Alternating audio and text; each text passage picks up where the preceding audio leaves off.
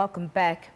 The United States has sanctioned Zimbabwe's president, Emmerson Mnangagwa, his wife, and senior government officials for their alleged involvement in corruption and human rights abuses.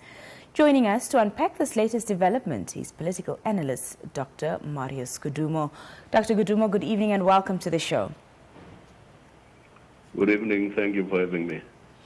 Dr. Kudumo, please provide an overview of the recent removal of sanctions on Zimbabwe and the factors that led to this decision. Yeah, the sanctions are coming a long way. They were imposed, for example, by the United States of America in 2001. The EU followed thereafter, and other countries. The origin depends to whom you are listening to.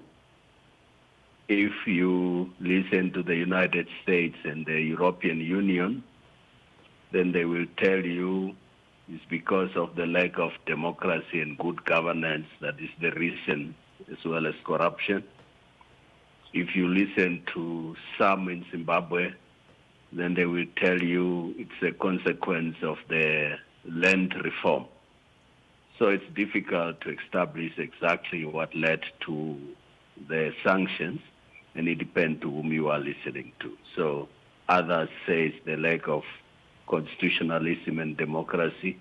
Others tell you it's because of the land reform. So in a nutshell, this is the context and the background of the sanctions. What were the primary motivations behind the reinstatement of new sanctions on Zimbabwe and its politicians? Maybe you can repeat the question. My question was, what were the primary motivation behind the reinstatement of new sanctions on Zimbabwe and its politicians? In my view, these sanctions, although they are called targeted sanctions, they are targeting certain political leaders and certain organizations. I don't think they have achieved the intended objectives from the perspective of those that have imposed them. Therefore, maybe it is time to review them. That could be the reason why some are lifted from them. And we must also understand the global context, the global politics is also changing. But in my view, they have not achieved the intended objective as expected by those who have introduced them. On that note, as you say, they've not achieved their intended objectives. How do these sanctions then impact Zimbabwe's political landscape and its relations with other countries?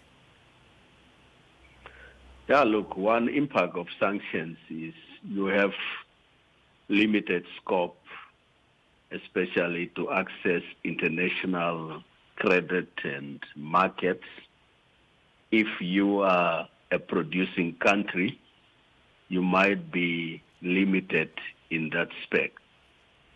And in terms of politics, sanction means there are countries that you don't have relationship with.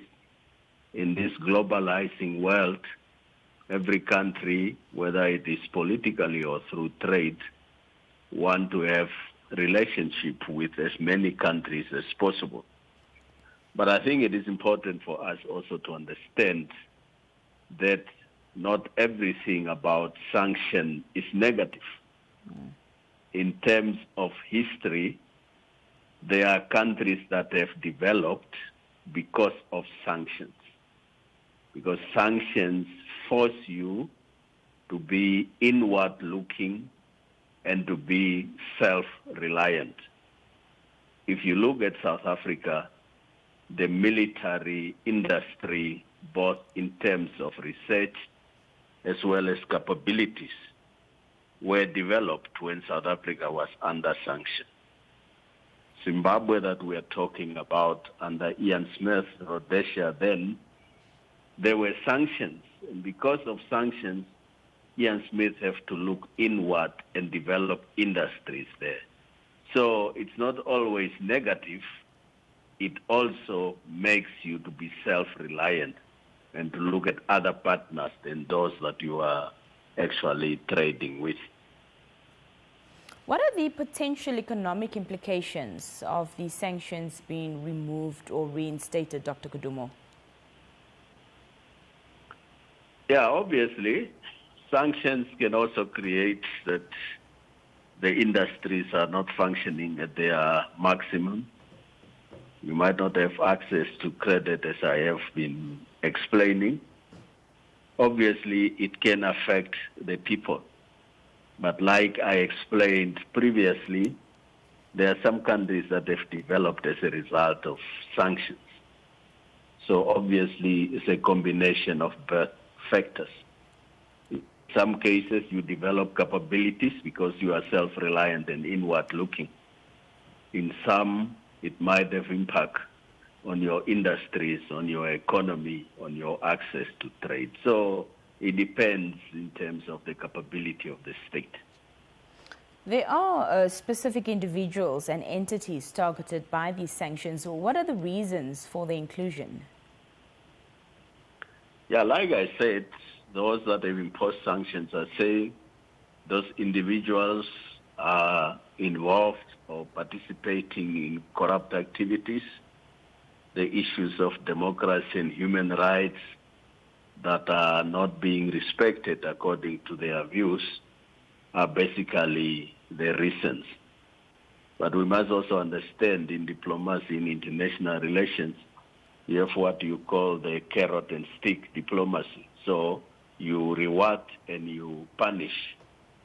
So some of these things are also a way of punishment about certain actions that the state have been involved in. But basically people are saying it's the lack of constitutionalism and democracy and respect for human rights, as well as corrupt activities of looting public resources. Mm-hmm. Those are the reasons that are being advanced, especially by those that impose the sanctions.